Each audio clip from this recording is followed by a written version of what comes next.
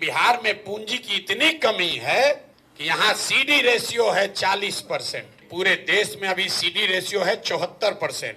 मतलब जो पैसा आप और हम बैंक में रखते हैं, बैंकों की जिम्मेवारी है कि अगर आप 100 रुपया बैंक में जमा कीजिएगा तो कम से कम 70 रुपया लोन के तौर पर समाज को उपलब्ध होना चाहिए। घर बनाने के लिए, गाड़ी खरीदने के लिए, बिजनेस व्यापार करने के लिए, खेती करने के लिए। बिहार में ये रेशियो है 40%। इसका नतीजा क्या होता है? इसका नतीजा ये है कि पिछले 30 वर्ष में बिहार से 26 लाख करोड़ रुपया आपका, हमारा, बिहार की गरीब जनता का जो यहाँ बैंकों में जमा हुआ, उसमें से 26 लाख करोड़ रुपया बैंकों ने बिहार से उठाकर दूसरे राज्यों में भेज दिया। पिछले वर्ष यहाँ बिहार की गरीब जनता ने यहाँ के बैंकों में टोटल पैसा जमा किया 4,61,000 करोड़ रुपया, और 4,61,000 करोड़ में से 70% के हिसाब से कम 2,80,000 करोड़ रुपया बिहार के लोगों को मिलना चाहिए था, रोजी रोजगार के लिए, व्यापार के लिए, घर के लिए, गाड़ी के लिए। मिला कितना? 1,61,000 करोड़। बाकी पैसा कहाँ गया? बाकी पैसा गया आंध्र प्रदेश, गुजरात, तमिलनाडु, केरल, कर्नाटक। वहां पर सीडी रेशियो कितना है?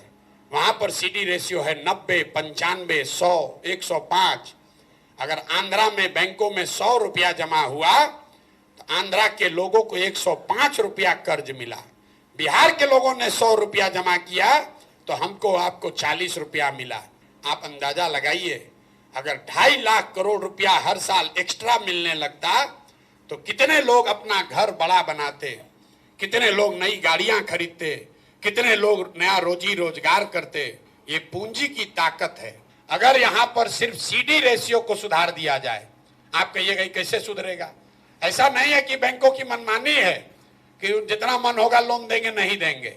आपकी जानकारी के लिए बता रहे हैं कि मुख्यमंत्री के अध्यक्षता में एक कमेटी है, देश के स्तर पर प्रधानमंत्री की अध्यक्षता में कमेटी है, जो हर महीने इस बात का ध्यान रखती है कि बैंकों में जो पैसा जमा हो रहा है उसका कितना पैसा लोगों को ऋण के तौर पर मिल रहा है। सीडी रेशियो आरबीआई डेटा आंकड़ा जारी करता है, वेबसाइट पे जाइएगा दिखेगा। बिहार में भी ये व्यवस्था है जहां मुख्यमंत्री की अध्यक्षता में सारे बैंकों के हेड बैठते हैं कि कितना पैसा लोन के तौर पर दिया गया। लेकिन जैसे बिहार में शिक्षक मुख्यमंत्री की बात नहीं मान रहा है, पुलिस वाला नहीं मान रहा है, डॉक्टर, पदाधिकारी, सीओ, बीडीओ नहीं मान रहा है, वैसे बैंक वाला भी उसका बात नहीं मान रहा है। लेकिन अगर सरकार की नीयत ठीक हो तो सीडी रेशियो को 3 से 6 महीने में ठीक किया जा सकता है। तो जो जन सुराज हम लोग जाकर गांव-गांव कह रहे हैं कि साल भर के अंदर यहाँ से सारे बेरोजगार लोगों को 10-12 हजार रुपए का रोजगार दिया जा सकता है, उसका आधार सीडी रेशियो को सुधारना है ताकि यहाँ पर लोगों को रोजी रोजगार मिल सके। अब इसका एक आप प्रैक्टिकल उदाहरण समझिए। गांव में मान लीजिए आपको बाल काटने आता है, बाल काटने आता है, आपके पास 20,000 रुपया है। आपने 5 साल 7 साल मेहनत किया, किसी सैलून में काम किया, 20,000 रुपया बचाए। अब आपकी इच्छा हुई कि हम एक सैलून खोलें। सैलून खोलेंगे, उसमें 4 आदमी को नौकरी भी देंगे, अपना परिवार भी चलाएंगे। सैलून खोलने जब आप गए अपने शहर में तो पता चला कि यहाँ तो 1 लाख रुपया लगेगा तब सैलून खुल पाएगा।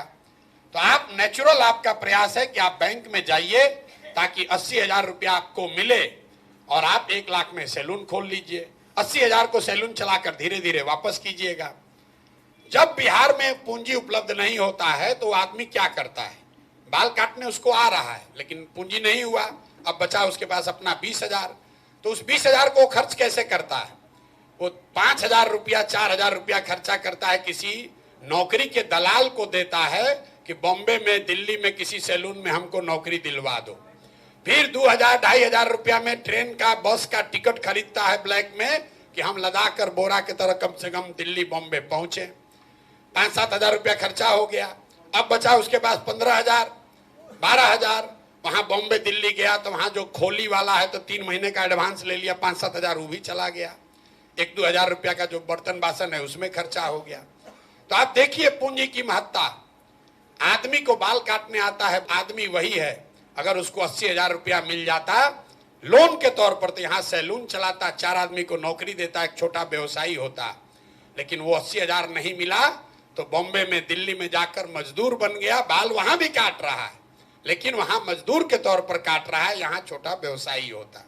तो हम लोग का जन सुराज की जो सोच है कि जो जवान लड़के हैं, जो नवयुवक हैं, उनको पूंजी उपलब्ध कराया जाए ताकि घर घर में रोजी रोजगार हो सके।